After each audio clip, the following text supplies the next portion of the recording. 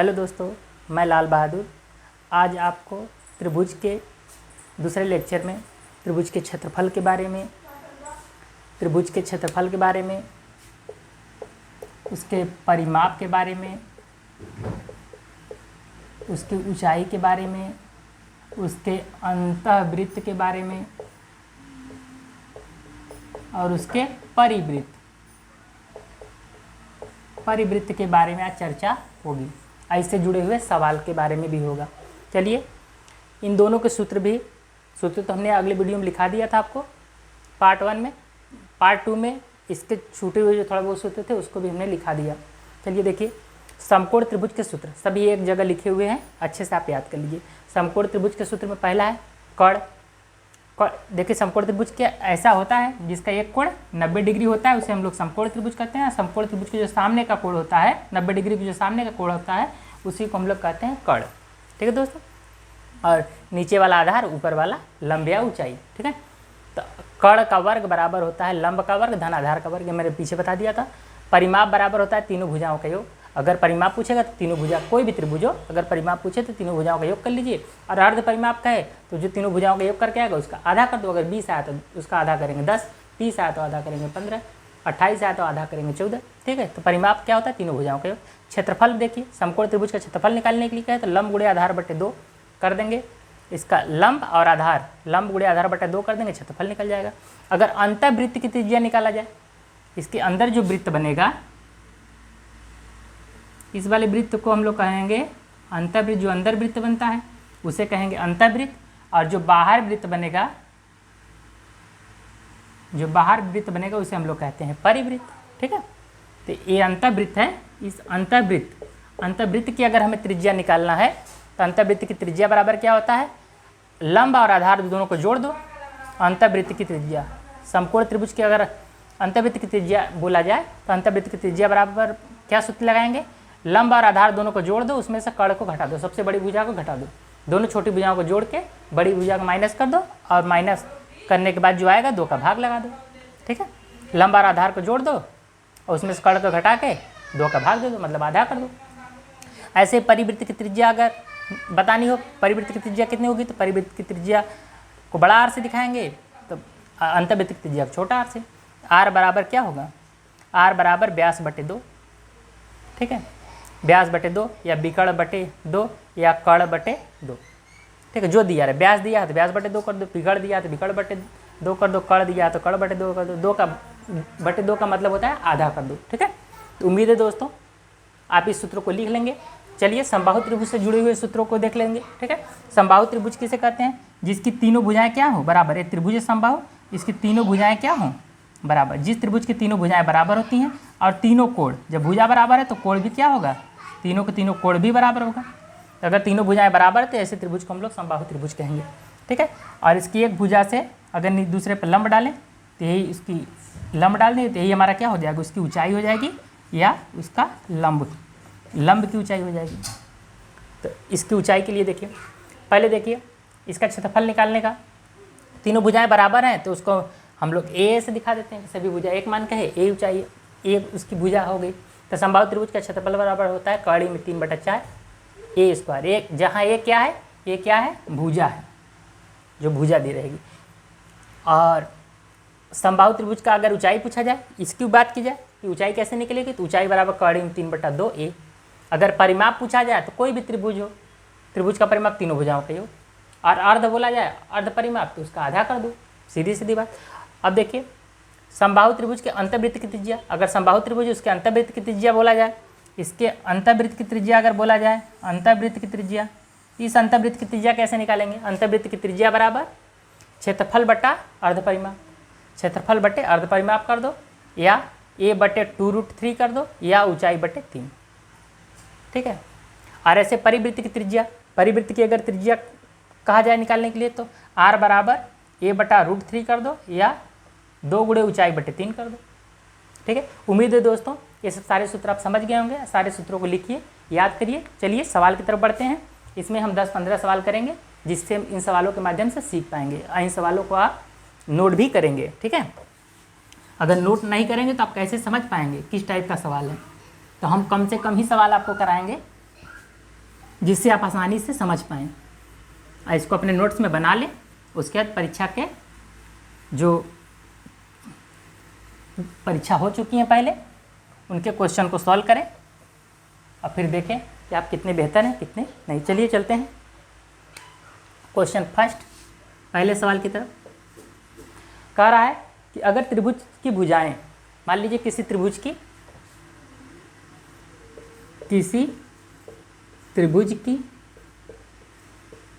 तीनों भुजाएं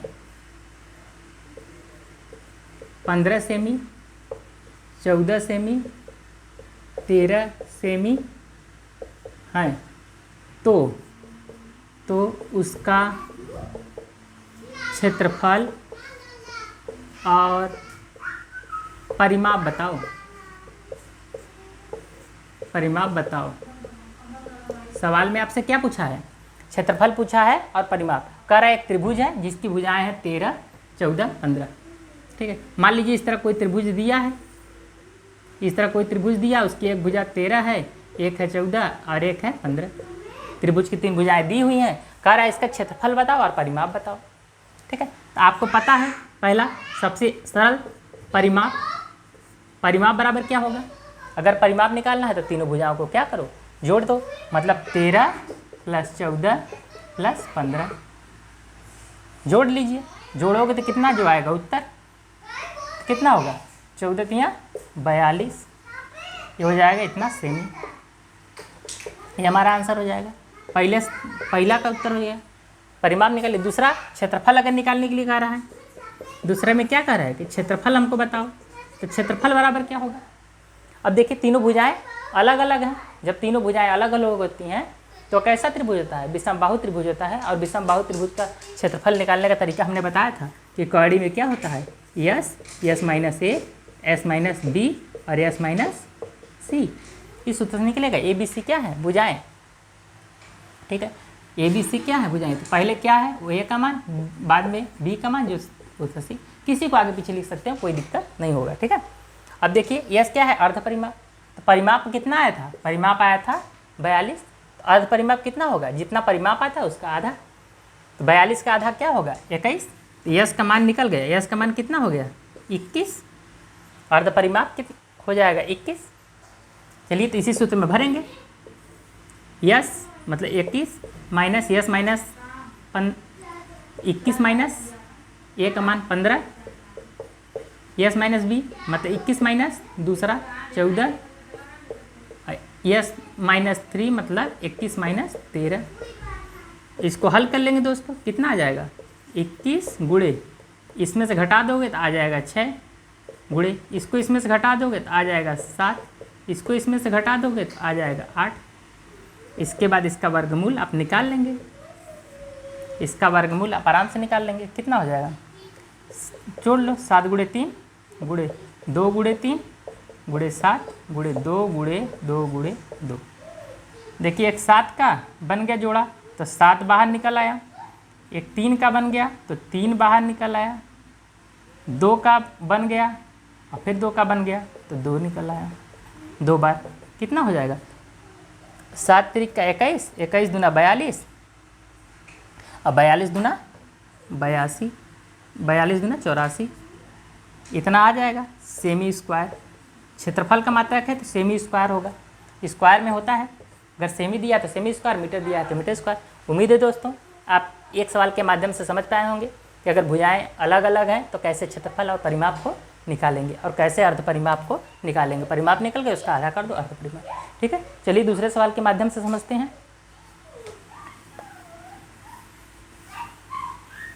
दूसरे सवाल के माध्यम से देखते हैं। मान लीजिए किसी सवाल में उसने दे दिया, सवाल 2,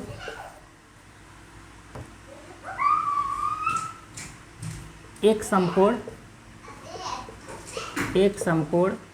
त्रिभुज की भुजाएं, एक समकोण त्रिभुज की भुजाएं 3, 4, 5 सेमी हैं। एक समकोण त्रिभुज की भुजाएं 3, 4, 5 सेमी हैं। तो क्या बताओ इसका परिमाप बताओ पहला। दूसरी चीज़ इसका क्या बताओ, इसका क्षेत्रफल बताओ, ठीक है। और तीसरी चीज़ इसका, चलिए 2 ही चीज़ निकालिए, ठीक है। 2 चीज़ निकालिए, सवाल में देखिए कैसे निकलेगा। सवाल में देखिए दोस्तों कैसे निकलेगा।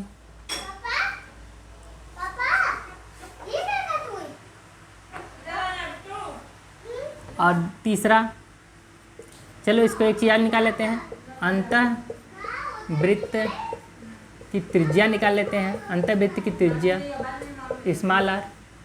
और चौथा, इसके परिवृत्त की त्रिज्या भी निकाल लेते हैं, परिवृत्त की त्रिज्या, ठीक है। और इसके साथ ही साथ क्या निकाल लेते हैं, एक ही सवाल में सब करा दे रहे हैं, अंतःवृत्त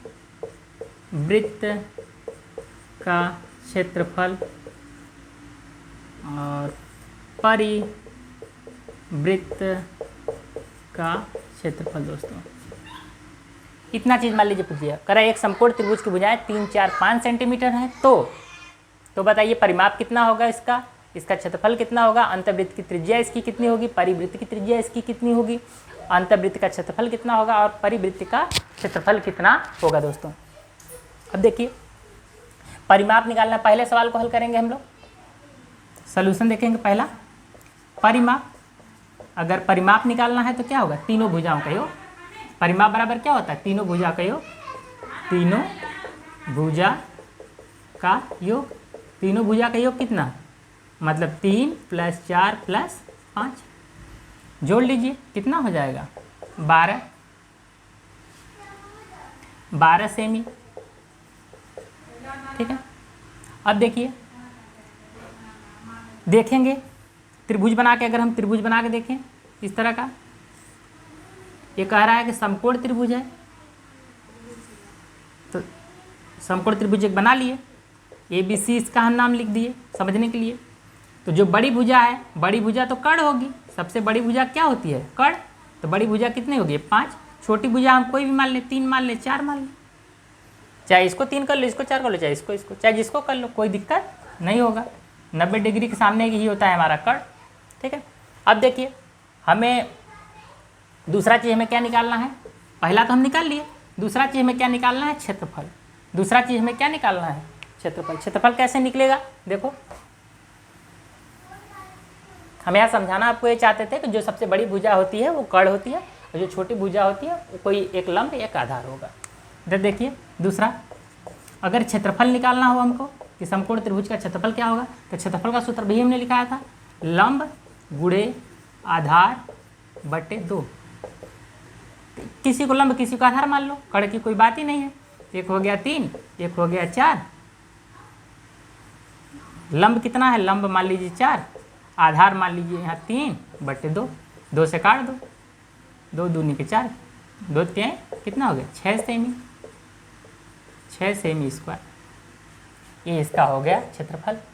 अंतःवृत्त की अगर त्रिज्या निकालनी हो तो कैसे निकालेंगे बताओ, अंतःवृत्त की त्रिज्या कैसे निकलेगा, अंतःवृत्त की त्रिज्या अभी देखो सूत्र देख के बताओ। अंतःवृत्त की त्रिज्या, अंतर्वृत्त की त्रिज्या कैसे निकालेंगे हम, तो अंतर्वृत्त की त्रिज्या r बराबर दोनों छोटी भुजाओं का योग। दोनों छोटी भुजाएं कौन कौन सी हैं, एक है 4, एक है 3, दोनों का योग कर लो, उसमें से बड़ी भुजा का घटा दो और उसके बाद 2 का भाग दे दो। तो 4 और 3 कितना हो गया, 7, 7 में से 5 घटा दो, 5 घटा आ जाएगा 2, बट्टे में 2 है, कितना आ जाएगा, 1 आ जाएगा। यह क्या होगी, अंतःवृत्त की त्रिज्या होगी। और उसका देखो अंतःवृत्त की त्रिज्या के साथ ही साथ उसका क्षेत्रफल भी पूछ लिया है। तो वृत्त कोई भी हो, वृत्त कोई भी हो, उसका क्षेत्रफल क्या होता है, एक ही सूत्र होता है, अंतःवृत्त का क्षेत्रफल। कोई भी वृत्त हो उसका क्षेत्रफल क्या होता है, πr²। वृत्त कोई भी हो, अंतःवृत्त व परिवृत्त कोई भी वृत्त हो, वृत्त का क्षेत्रफल होता है πr²। इसी जगह रख दो, पाई गुणे आर का मान 1 का स्क्वायर, क्या आ जाएगा, सीधे आ जाएगा पाई। आंसर क्या हो जाएगा, पाई, अंतर्वृत्त का क्षेत्रफल। ऐसे ही अब हमें परिवृत्त की त्रिज्या निकालनी है और क्या निकालना है, परिवृत्त का क्षेत्रफल। जब तक त्रिज्या नहीं निकलेगी तब तक उसका क्षेत्रफल नहीं निकल पाएगा दोस्त, ठीक है। तो चलिए देखते हैं कैसे सवाल को हल किया जाए। परिवृत्त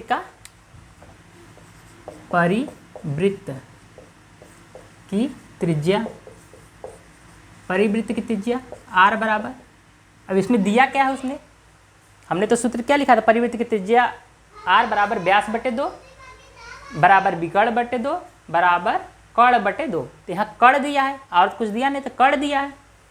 सबसे बड़ी भुजा को ही तो हम लोग कर्ण कहते हैं। तो कर्ण कितना है, 5, तो कर्ण बटे 2, कर्ण मतलब 5 बटे 2, मतलब आ जाएगा 2.5, 2.5। अगर इसी का क्षेत्रफल अब पूछा है, परिवृत्त का क्षेत्रफल बताओ, तो क्या होगा, परिवृत्त का क्षेत्रफल।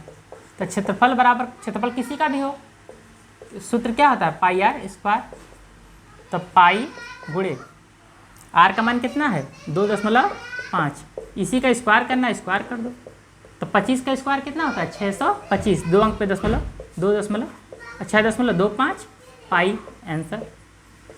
क्षेत्रफल है तो मात्रक सेमी स्क्वायर में होंगे दोस्तों। उम्मीद है आपको इस सवाल से ये सब सभी क्लियर हो गए होंगे। बाकी आप देख के सवाल लगाएंगे। चलिए आगे बढ़ते हैं, इसको मिटा दे रहे हैं। चलिए और देखते हैं, प्रश्न 3 देखते हैं। समबाहु त्रिभुज की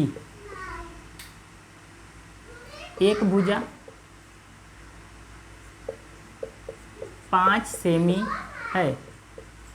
समबाहु त्रिभुज की एक भुजा 5 सेंटीमीटर है, तो ज्ञात करो। क्या क्या चीज़ें ज्ञात करनी है, इसका परिमाप ज्ञात करो, इसका क्षेत्रफल ज्ञात करो, इसकी ऊंचाई ज्ञात करो और इसका अंतःवृत्त की त्रिज्या ज्ञात करो। और क्या ज्ञात करो, अंतःवृत्त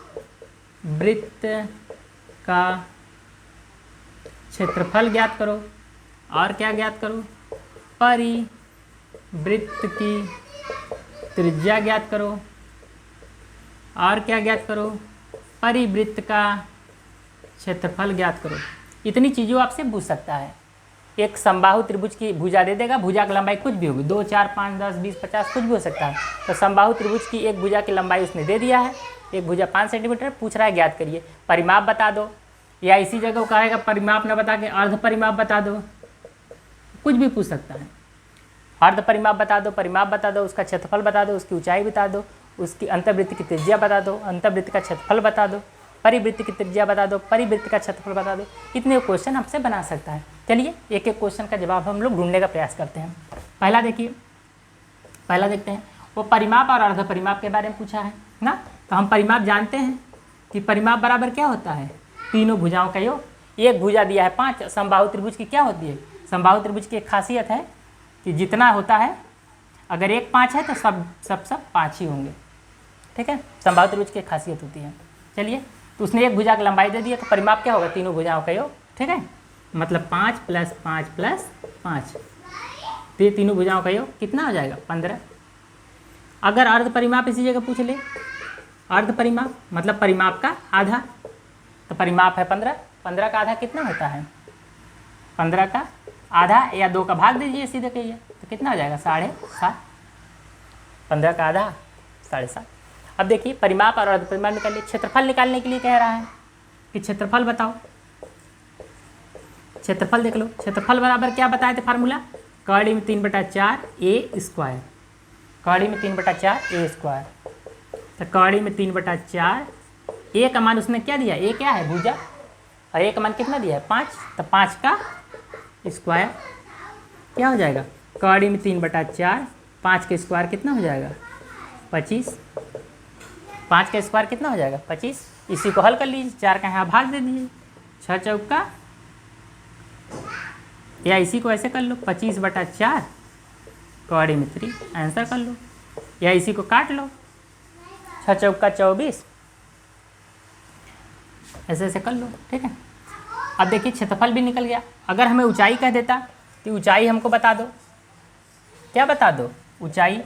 ऊंचाई का फार्मूला हम लोग क्या पढ़े थे, कौड़ी में 3/2a, कौड़ी में 3/2 ऊंचाई, कौड़ी में 3/2a, तो कौड़ी में 3/2, ए का मान कितना है 5, ए क्या है भुजा, ए का मान दिया है 5।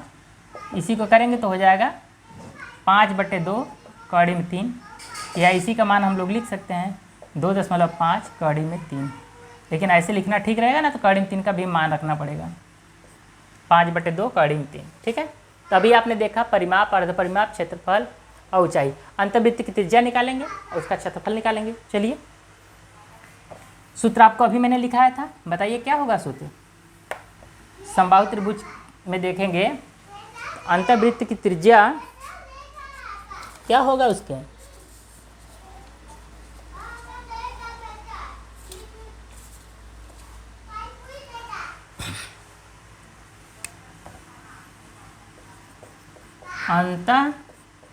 अंतर्वृत्त की त्रिज्या, अंतर्वृत्त की त्रिज्या, अंतर्वृत्त की त्रिज्या क्या होगी, मान लीजिए r बराबर, अंतर्वृत्त की त्रिज्या हमने सूत्र में क्या लिखवाया था, a/2√3। अगर आपको भुजा दिया है a/2√3, अगर आपको क्षेत्रफल और अर्धपरिमाप दिया है तो क्षेत्रफल बटे अर्धपरिमाप, ठीक है। अगर ऊंचाई दिया है तो ऊंचाई बटे 3, ठीक है। यहाँ में भुजा दिया है तो भुजा बटे इतना कर लेंगे 5/2√3, ठीक है। यही हमारा क्या हो जाएगा आंसर। या इसको सरल करना चाहे तो सरल कर लें, इसको इसमें काट देंगे, काट पीट के सरल कर लेंगे थोड़ा, ठीक है। अगर इसका क्षेत्रफल निकालने के लिए कह दे तो अंतर्वृत्त का क्षेत्रफल, अंतर्वृत्त का क्षेत्रफल, अगर अंतर्वृत्त का क्षेत्रफल पूछ ले तो अंतर्वृत्त का क्षेत्रफल क्या होगा, तो क्षेत्रफल तो वही होता है πr², तो पाई r का मान इसने दे दिया है कितना 5/2√3 का स्क्वायर, ठीक है। कितना आ जाएगा पाई, इसको कर लेंगे 5 का हो जाएगा 25, 2 का हो जाएगा 4, निकल जाएगा 3, कितना आ जाएगा 25/12 पाई, ये हो जाएगा हमारा आंसर इसका अंतर्वृत्त का। तो अंतर्वृत्त की त्रिज्या निकाल लिए हम लोग, फिर अंतर्वृत्त का क्षेत्रफल निकाल लिए कितनी आसानी से। उम्मीद है आपको बातें समझ में आ रही होंगी दोस्तों। चलिए आगे देखते हैं परिवृत्त का क्षेत्रफल और परिवृत्त की त्रिज्या कैसे निकालेंगे, ठीक है। परिवृत्त का क्षेत्रफल और परिवृत्त की त्रिज्या कैसे निकालेंगे। परिवृत्त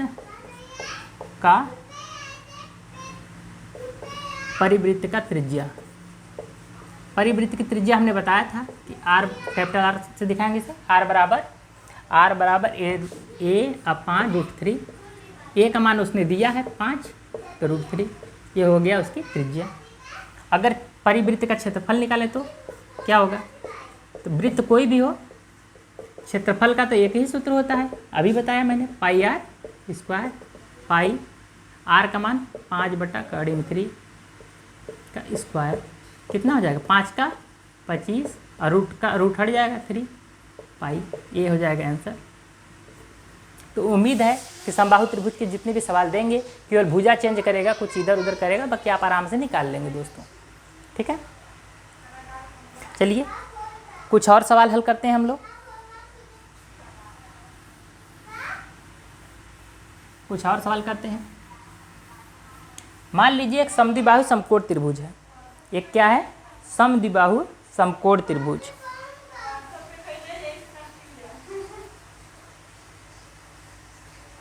एक समद्विबाहु समकोण त्रिभुज है,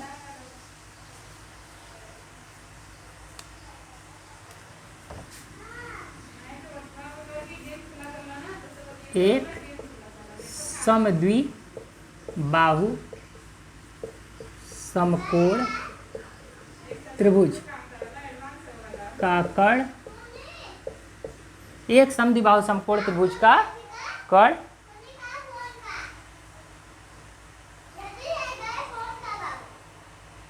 10 कड़ी में 2 सेंटीमीटर है। कड़ी कितना है? 10 कड़ी में 2 सेंटीमीटर है। 10 कड़ी में 2 सेंटीमीटर है। तो कह रहा है उसका आधार और उसका लंब। आधार भी बताओ और लंब भी बताओ। आधार और लंब बताओ। ठीक है, चलिए देखिए कैसे निकलेगा, बताओ कैसे निकलेगा इसका। तो कड़ तो दे दिया, समकोण बोल रहा है, एक समद्विबाहु समकोण त्रिभुज। ठीक है, अगर कोई त्रिभुज है वो कह रहा है उसका कड़ कितना है? 10 कड़ी में 2, और कह रहा है समद्विबाहु है, मतलब 2 भुजाएं बराबर है। तो दोनों भुजाएं कौन बची? यही, ये दोनों मान लीजिए बराबर है, ए है, दोनों का मान ए रख लीजिए। तो क्या लगता है इसका नहीं निकाल पाएंगे आप? अगर ये समकोण है मतलब 90 डिग्री है, तो 90 डिग्री के सामने तो भुजा तो ही कड़ होती है। तो हमने पढ़ा था कि कड़ बराबर क्या होता है? कड़ का वर्ग बराबर लंब का वर्ग प्लस आधार का वर्ग। ठीक है, तो कड़ कितना दिया है? 10 कड़ी में 2 का वर्ग बराबर लंब का वर्ग प्लस आधार का वर्ग। 10 कड़ी में 2 मतलब 10 का हो जाएगा 100, कड़ी में 2 का हो जाएगा 2। इसको कर लेंगे तो 2a²। 2 से 2 कट गया, a का मान कितना हो गया? a का मान इधर रूट में चला जाएगा, a का मान कितना हो जाएगा? 10। तो मतलब a हो गया 10 और a भी हो गया 10, मतलब लंब और आधार कितने हो गए? 10। अगर यहाँ हमें क्षेत्रफल दे दे, पूछ ले कि इसके साथ ही साथ हमें क्या बताओ? क्षेत्रफल बताओ। क्षेत्रफल भी बता दो हमें इसका। तो क्षेत्रफल बराबर हमने सूत्र देखा था, क्षेत्रफल बराबर क्या होता है? लंब गुणे आधार बटे 2। लंब आपको पता चल गया 10 और आधार आपको पता है 10 बटे 2। ये समकोण है ना, समकोण वाला नियम लगाओगे ना भाई। तो लंब गुणे आधार बटे 2, इसको काट देंगे, 5 आ जाएगा 50। नहीं समझ में आ रहा है तो तीनों भुजाएं दी हुई हैं, आप विषमबाहु त्रिभुज वाला फार्मूला लगा लीजिए। कड़ी में S S minus A, S minus B, S minus C, उससे भी लगा सकते हैं, लेकिन यह एकदम आसान नहीं पड़ेगा। ठीक है, उम्मीद है कि आप कुछ चीज़ों को समझ रहे होंगे और आसानी से इसको हल भी कर लेंगे। हम बहुत ज़्यादा ना आपको सवाल लगाते हुए इतने सवालों को ही बता पा रहे हैं, क्योंकि वीडियो बहुत बड़ा हो जाएगा दोस्तों। बाकी लगाइए, आप उम्मीद है आप सारे सवालों को आसानी से हल कर लेंगे दोस्तों। ठीक है, बाकी अगर कोई दिक्कत हो तो आप हमें कमेंट में पूछ सकते हैं। ठीक है दोस्तों।